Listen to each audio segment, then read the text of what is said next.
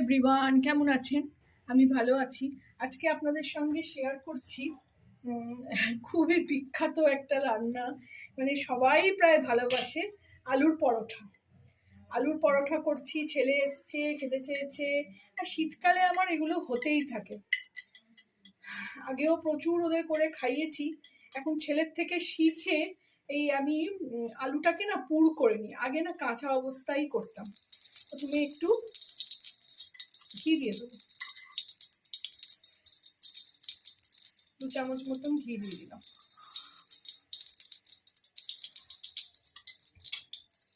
পুরো রান্নাটাই ঘি দিয়ে করবো। এতে যখন পরোটাটা ভাজবো তখনও ঘি দেবো। এতে প্রথমে একটু হিং দিয়ে দেবো। হিংটা না জানি না কেন এরকম জমে যায়। আপনারা জানলে আমাকে একটু জানাবেন যে কিভাবে রাখলে হিং ঠিক থাকবে। গুঁড়ো হিং রেখে জমে যাচ্ছে। ফ্রিজে রেখেও দেখেছি, এরকম ছোট শিশিতে কিনি আমি, ছোট কৌটো, এইরকম হিং, এই যে সানরাইসে, এটা জমে গেছে, কিন্তু গন্ধ খুব সুন্দর ছাড়ছে। কিন্তু একটু হিং দিয়ে দিলাম। হিঙের গন্ধটা আমার আলুর দম, আলু রসা এইসব জিনিসে ভীষণ ভালো লাগে। এবার হিংটা একটু এরকম ভাজা ভাজা হলে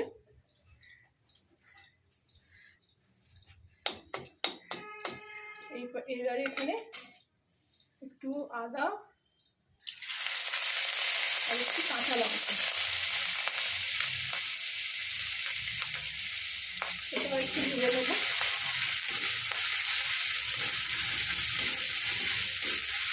আঁচটা কমিয়েই রেখেছি।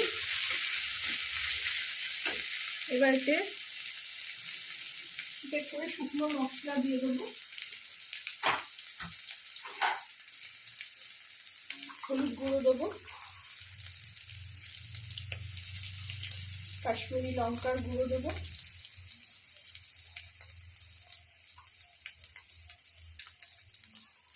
যে ধনে গুঁড়ো দেবো। ধনেটা আমি একটু শুকনো খোলায় নেড়ে ক্রাশ করে রেখেছি। এতে এইসব জিনিসে একটু ধনে গুঁড়োটা বেশি ভালো লাগে। একটু স্বাদ মতো নুন, চিনি দিয়ে দেবো।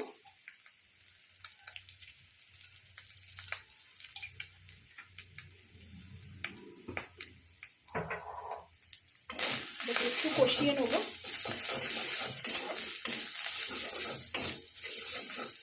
আঁচটা আমি কমিয়েই রেখেছি।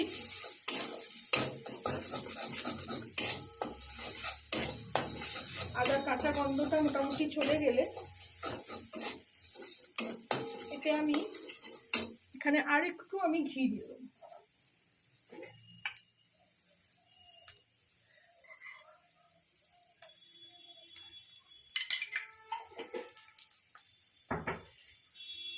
এবার আমি আলুগুলো দেখুন সেদ্ধ করে রেখেছি। নতুন আলু, নতুন আলু না একটুখানি যখনই সেদ্ধ হবে তখনই যদি একটুখানি মানে হাত দিয়ে এরকম ক্রাশ করে নেওয়া যায় কিংবা ক্রাশারে ক্রাশ করে নেওয়া যায়, সব থেকে বেটার।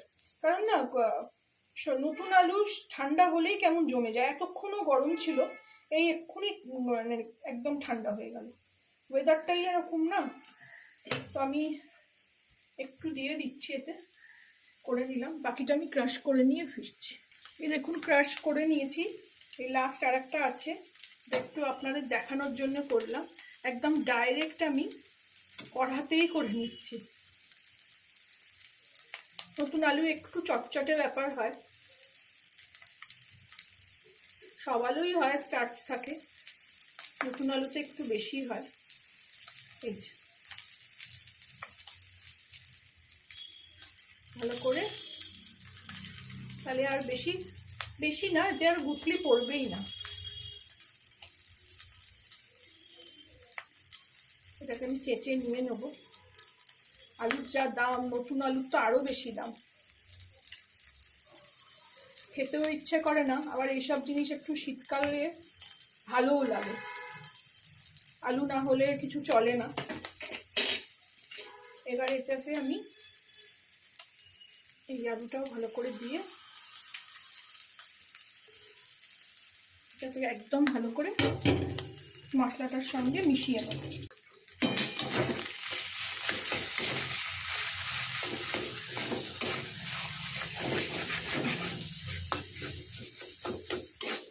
এই সময় আমি একটু নুন দিয়ে দেবো। খুব ভালো ঘিয়ের গন্ধ ছাড়ছে।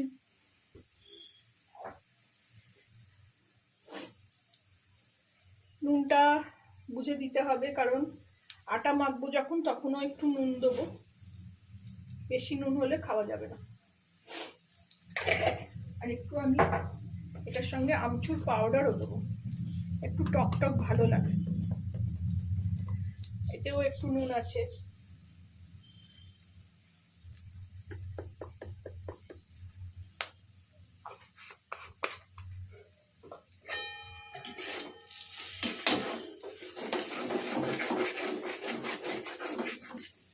এরকম ভাবে পুরোটা ভালো করে মিশিয়ে পুর করবো।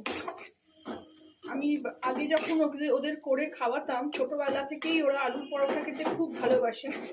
কারণ দিল্লিতে মানুষ হয়েছে তো,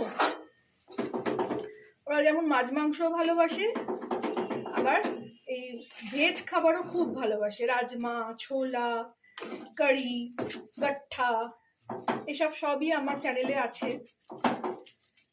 আলুর পরোটা, মুলির পরোটা, এগুলো ওরা খুবই ভালোবাসে।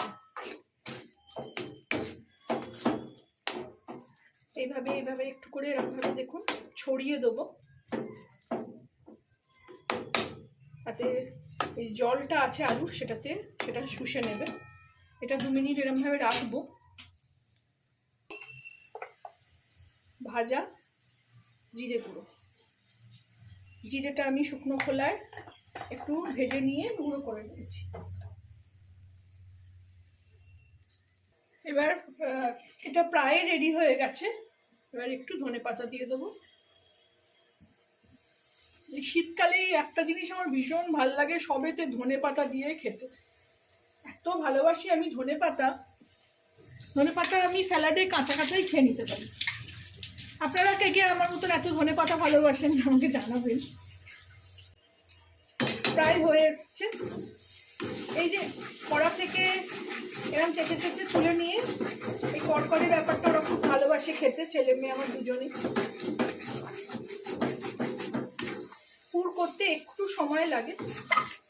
এই যে কড়া থেকে যখন উঠে আসছে তার মানে তেল ছেড়ে দিয়েছে, তার মানে আমার পুর রেডি।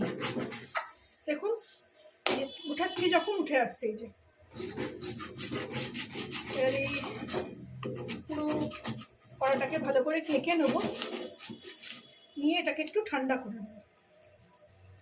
কড়ার মধ্যেই থাক, এরকম ভাবে একটু নাড়িয়ে দিতে হবে। রেডি হয়ে গেল আমার আলুর পরোটার পুর। আপনারা চাইলে পুর না বানিয়ে আপনারা কাঁচা আলুতেও এই যা যা মশলা মেশালাম মিশিয়েও কাঁচাও করা যায়। গ্যাস অফ করে দিলাম। এবার আমি আটাটা মেখে নেব।